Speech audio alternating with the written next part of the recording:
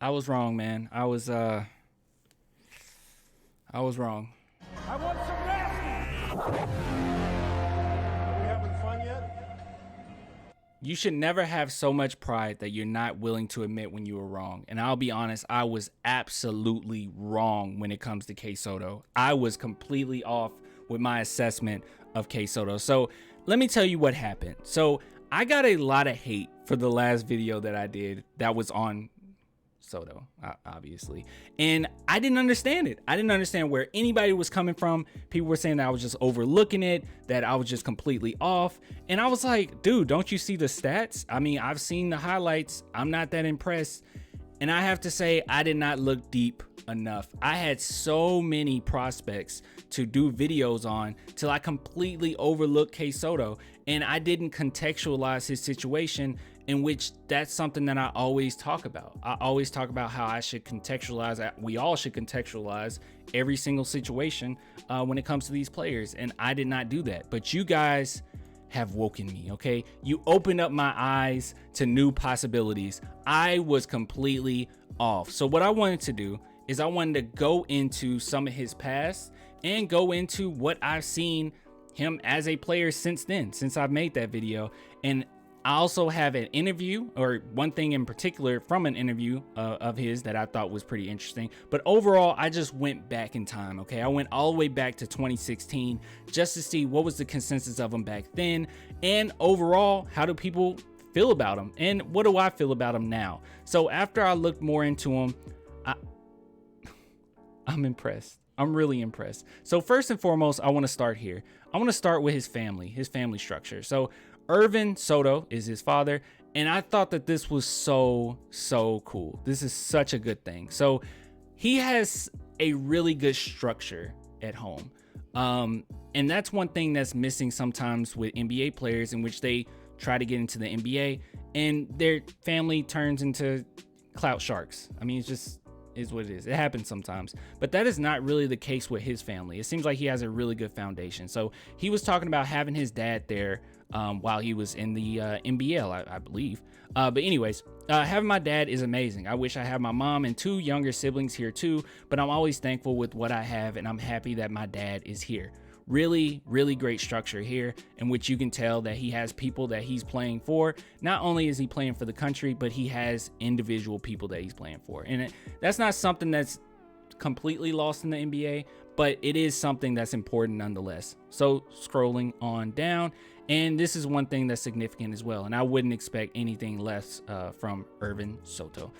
He's always there to guide me in my basketball career, so it's easier for me on and off the court, and I'm just happy he's here with me, and that makes me feel better and stronger and more comfortable. Now, there's one thing I wanted to key in on, okay? I told you guys, I promised I was gonna go back in time, back to 2016. 2016. And this is what I found. I found this article on him, and it's one thing in particular I want to key in on. Now, just read that headline, okay? It's amazing, right? It's amazing. 6'9" at 13 years old. And I think a lot of people will take that and say, oh my God, that's amazing. But as I read through here, excuse me, as I read through here, one thing that stood out to me is the fact that he has been tall his entire life, basically. And that's a really good sign, because sometimes NBA players, they can't really match the skill to their height when they have growth spurts. And it's kind of hard for them to adjust when you have that growth spurt. But it seems as if he was always kind of big amongst his peers, and that has helped him because he's been able to always grow with his skill and his size, hand to hand, hand by hand, shoulder to shoulder. I don't know what I'm saying anymore, but let's go ahead and move down. So this is what I wanted to key in on actually, okay? All that was just a segue to this. All right, so he's always been stupidly confident, but one thing that I saw is that he has some really good people that he looks up to. He looks up to Kevin Garnett and Kristaps Porzingis. Now, I definitely see similarities with Kristaps Porzingis, in which how Kristaps Porzingis is able to use his size, utilize his size, and be a perimeter threat. And it seems as if K Sotto can potentially get there. Now, that's not the one that really got me, though. What really got me is that he also cited Tim Duncan, greatest power forward of all time, Yao Ming, and Pau Gasol, amongst other idols. And I think that that is really reminiscent of what type of player he wants to be once he gets to the NBA. And I definitely saw out of these three guys. Now, Tim Duncan, obviously, there will never be another Tim Duncan, okay? Yao Ming, great player. But Pau Gasol, I see that as well, because one thing that I missed out on when I did my initial video is that K Sotto is really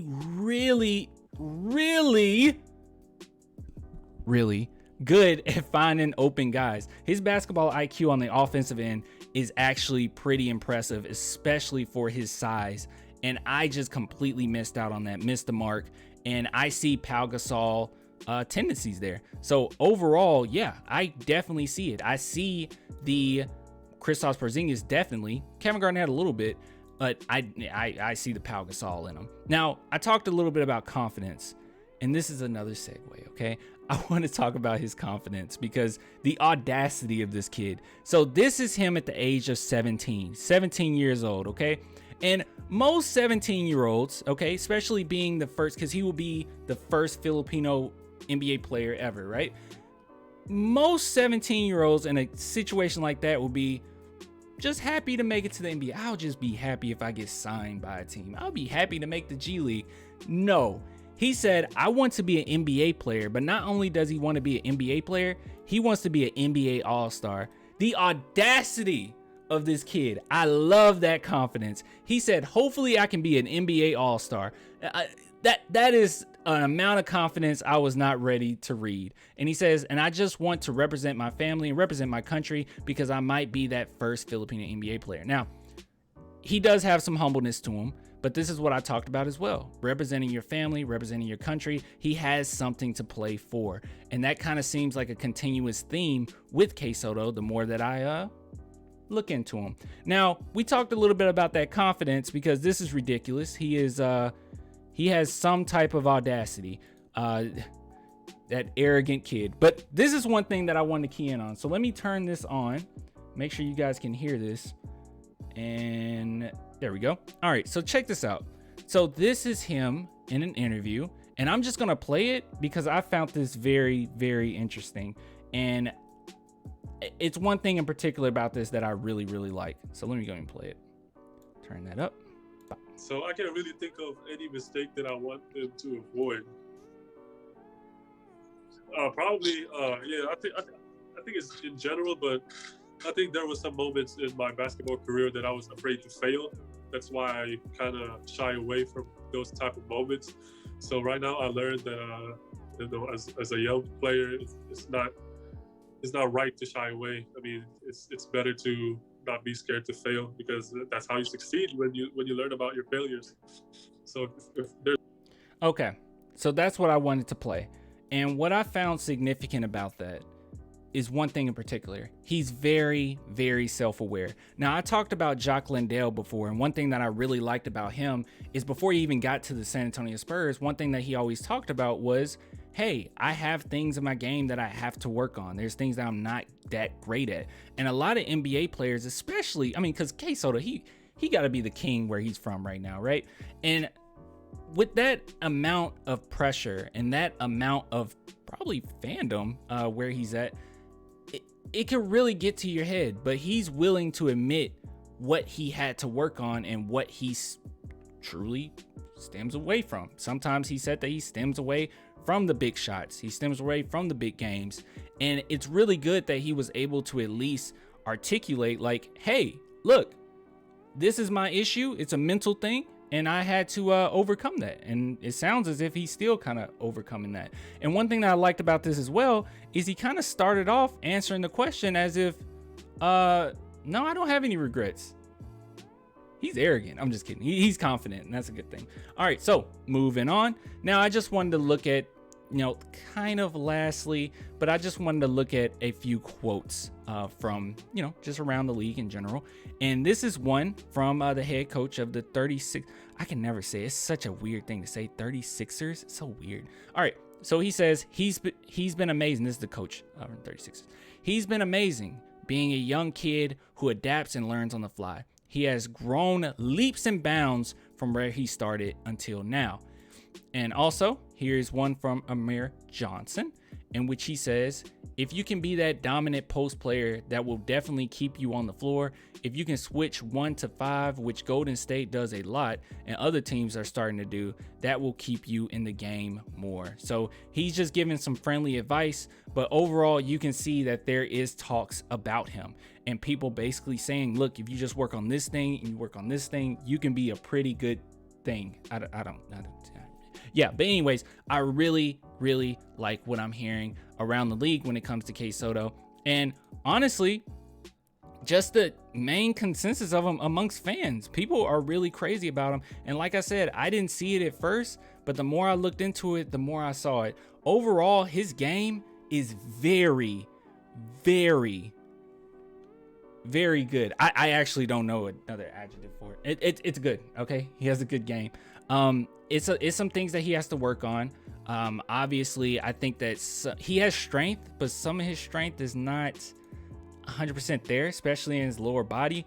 But overall, as far as his basketball IQ, his ability to put the ball on the floor, it's pretty doggone good. And the reason why I wanted to make this video, the biggest reason why I wanted to make this video and say sorry about K Sotto is one thing in particular.